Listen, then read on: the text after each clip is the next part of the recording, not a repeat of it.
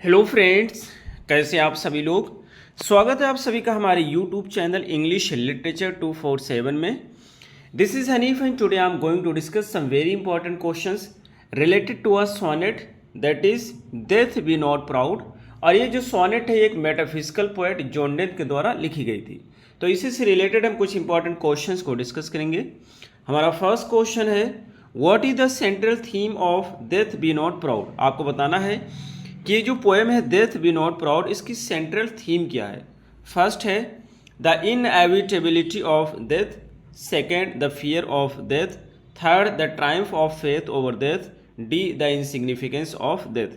And the correct answer is, हमारा जो first का सही आंसर होगा वो सी होगा, the triumph of faith over death. Next question is second, in the poem how is death personified. आपको बताना है कि ये जो पोएम है इसमें डेथ को किस रूप में पर्सोनिफाइड किया गया है। फर्स्ट है as a merciless destroyer, second as a temporary relief, third as a proud conqueror, और D as a peaceful transition. And the correct answer is C, as a proud conqueror. Next question is third, what does the speaker assert about death in the opening line. Assert की meaning होती कहना। तो ये जो opening line है poem की उसमें speaker death के बारे में क्या कहता है। फर्स्ट है death is a powerful force, second है death is nothing to fear, third है death is an eternal sleep, और डी है डेथ इज इनएविटेबल। इनएविटेबल की मीनिंग होती है जो होने ही वाला हो, means that can not be avoided, जिससे बचा सकता है। सो थर्ड का हमारा सही आंसर होगा बी होगा, यानी कि डेथ में ऐसी कोई चीज़ है ही नहीं जिससे डरा जाए। Next question is fourth, according to the poem what is relationship between death and soul. Poem के अनुसार डेथ और सोल के बीच में क्या रिलेशनशिप है। फर्स्ट है death liberates the soul, second death extinguishes the soul, D है डेथ ट्रांसफॉर्म्स द सोल, और डी हो जाएगा death has no effect on the soul. And the correct answer is first, death जो होती है soul को आज़ाद कर जाती है, यानी कि जब व्यक्ति को मृत्यु आ जाती है उसके बाद में उसकी आत्मा हमेशा के लिए फ्री हो जाती है, क्योंकि दोबारा उसे डेथ नहीं आती है। Next question is fifth, which literary device is used in the line. ये जो लाइन है इसमें कौन से लिटरेरी डिवाइस यूज की गई है। और लाइन है thou art slave to fate chance kings and desperate men. Point करना चाहता है तुम्हारा जो काम है वो गुलामी करने का, को तुम गुलाम हो, किसको कहता है, फेथ को कहता है कि तुम गुलाम हो किसके, फेट के होगे, किंग के होगे, डिस्परेट मैन के होगे। तो फर्स्ट है सिमिली, सेकंड है मेटाफर, थर्ड है पर्सोनिफिकेशन, फोर्थ है hyperbole. And the correct answer is B metaphor. Next question is sixth, what does the speaker mean when he says one short sleep past we wake eternally. जब poet कहता है कि एक जो है short sleep गुजर जाएगी तो हम हमेशा के लिए बेदार हो जाएंगे, हमेशा के लिए जग जाएंगे। शॉर्ट स्लीप से पोएट यहाँ कहना चाहते हैं कि एक बार नींद आएगी, एक बार मौत आएगी, और मौत आने के बाद में हमेशा के लिए हम जिंदा रहेंगे, दोबारा मौत नहीं आएगी। और ये जो पोएट होता है इसमें लाइफ आफ्टर डेथ को ज़्यादा सही मान रहा है।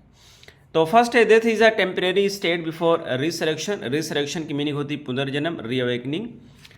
बी है death is an eternal slumber, C है death is a powerful release, और डी है death has no impact on our existence. तो हमारा 6 का जो सही आंसर होगा वो ए होगा, death is a temporary state before resurrection. ये कहना चाहते हैं कि पुनर्जन्म से पहले जो डेथ होती है उसका एक टेम्परेरी अवस्था होता है। Next question is seventh, what is the tone of the poem. Poem का टोन क्या है आपको बताना है। फर्स्ट है डिफाइंड, सेकंड है डिस्पेयरिंग, थर्ड है डिजाइन, फोर्थ है joy. And the correct answer is first defiant. Defiant की जो मीनिंग होती है और डिसओबीडियंट होती है। Next question is eighth, according to the poem what does death have the power not to do. ये कहना चाहते हैं पोएम के अनुसार डेथ के पास क्या करने की शक्ति नहीं होती, क्षमता नहीं होती। फर्स्ट है कंट्रोल और फेथ, सेकंड टेक अवे और एनिमीज, थर्ड डिटरमिन और डेस्टिनी, फोर्थ है separate us from God's love. तो इसके पास इसका जो सही आंसर होगा डी होगा, यानी जो डेथ है हमें गॉड के प्यार से अलग नहीं कर सकती है। नेक्स्ट क्वेश्चन इज नाइन्थ, और 9th है what does the speaker compare death to when he says and death shall be no more death thou shalt die. तो इससे स्पीकर जो है किससे कंपेयर कर रहा है जब ऐसा बोलता है कि डेथ तुम दोबारा नहीं आओगी, तुम्हें मरना है।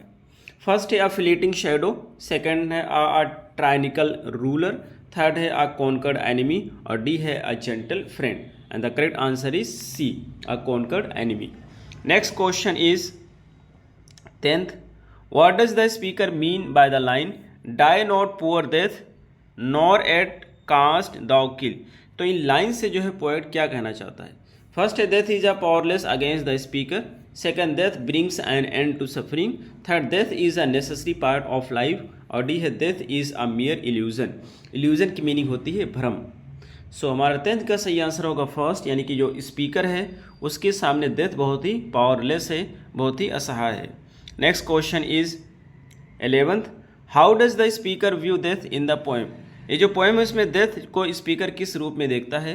फर्स्ट है as a force of dread, source of dread, second as an amicable reality, third as a transition to better life और डी है as a meaningless existence and the correct answer is C as a transition to a better life. क्योंकि poet ऐसा मानता है कि life after death बहुत अच्छी होती है और एक ट्रांजिशन है, चेंज है, उसके बाद में लाइफ बेटर हो जाएगी। So C is the right answer. Next question is 12 which word best describes the overall mood of the poem. आपको बताना है कि इसमें कौन सा वर्ड है जो ओवरऑल इसका मूड डिस्क्राइब करता है पोएम का। तो फर्स्ट हमारा हो जाएगा सीरीन, सेकंड है मेलंकोलिक, थर्ड है फ्राइटनिंग और डी इसका हो जाएगा कंटेंडेड। लेकिन इसका जो हमारा सही आंसर 12 का होगा वो है ए, यानी कि सीरीन। सीरीन की मीनिंग होता है peace. Next question is 13 what is the theme of death be not proud. ये क्वेश्चन पहले भी पूछा गया है, दोबारा रखा गया है कि इसमें थोड़ा चेंजेस है ऑप्शंस में। तो फर्स्ट है the inevitability of death, second the triumph of life over death, third है the fear of death, fourth है द पावर ऑफ डेथ। तो इसका सही आंसर बी होगा। अब ध्यान रखेंगे ट्रायम्फ ऑफ फेथ की बात करेंगे, ट्रायम्फ ऑफ लाइफ की बात करेंगे, दोनों आंसर सही हैं जब हम थीम की बात करते हैं। Next question is 14 according to the poem how does death think of himself. इस पोम के अनुसार डेथ होती है अपने बारे में किस तरीके से सोचती है। First as a merciful force, second as an equaliser, third as an invincible power और डी है एज अ फ्रेंड। 14 का हमारा जो सही आंसर होगा वो सी होगा, as an invincible power. Next question is 15th what does the speaker believe about death. Death के बारे में स्पीकर क्या विश्वास करता है।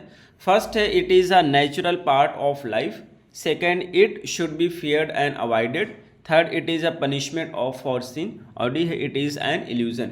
15 का हमारा जो सही आंसर होगा वो ये होगा, it is a natural part of life. क्योंकि स्पीकर मानता है कि जो डेथ है ये लाइफ का एक नेचुरल पार्ट है।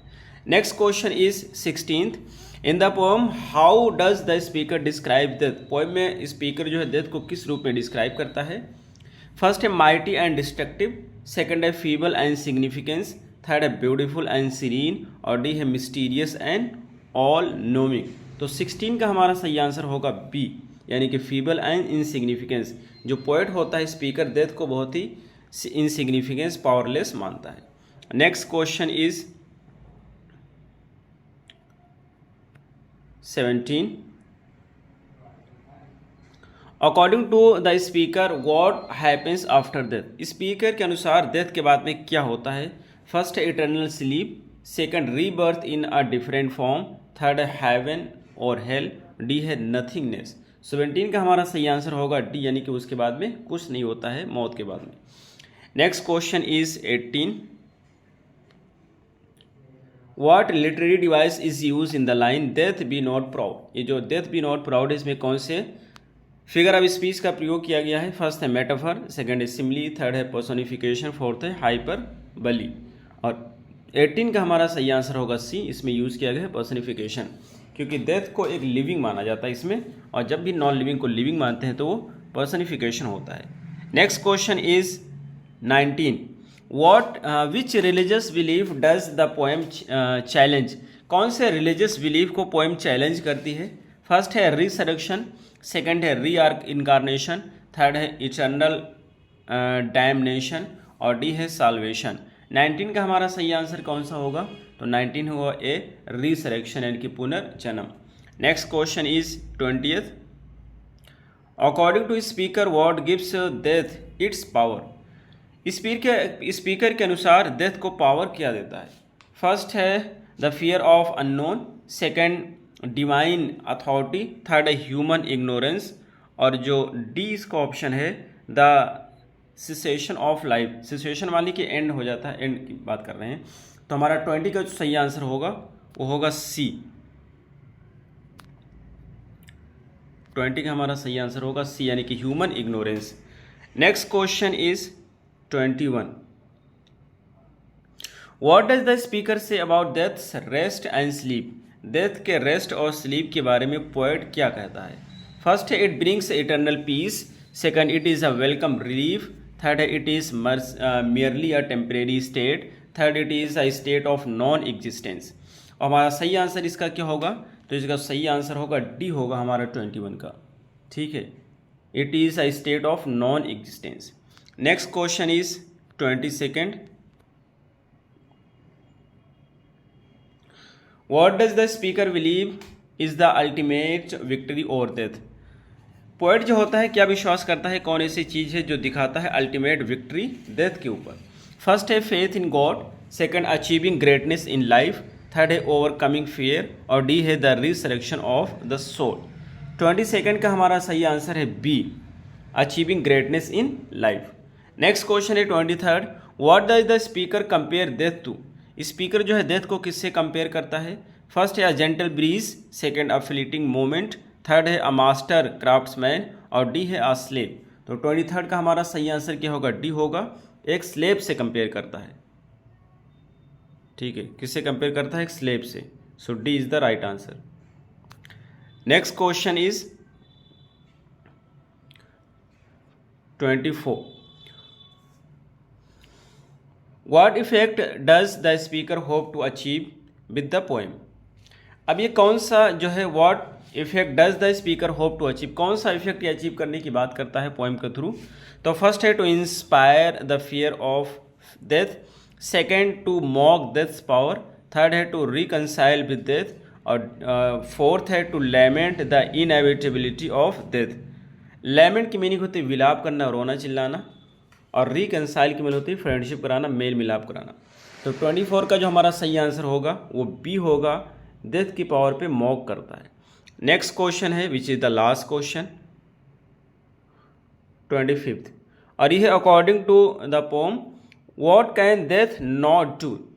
डेथ जो है पोएम के अनुसार क्या नहीं कर सकती? फर्स्ट है कॉन्कर द वर्ल्ड, सेकंड है इरेज मेमोरीज, थर्ड है डिस्ट्रॉय लव और डी है ब्रिंग पीस। सो हमारा 25th का जो सही आंसर होगा वो डी होगा, डिस्ट्रॉय लव, यानी कि जो डेथ होती है वो लव को डिस्ट्रॉय नहीं कर सकती है। तो ये रहे हमारे आज के क्वेश्चंस, हमें उम्मीद है आपको जरूर समझ आए होंगे। फिर मिलते हैं अगली वीडियो में। Till then take care, have a good time.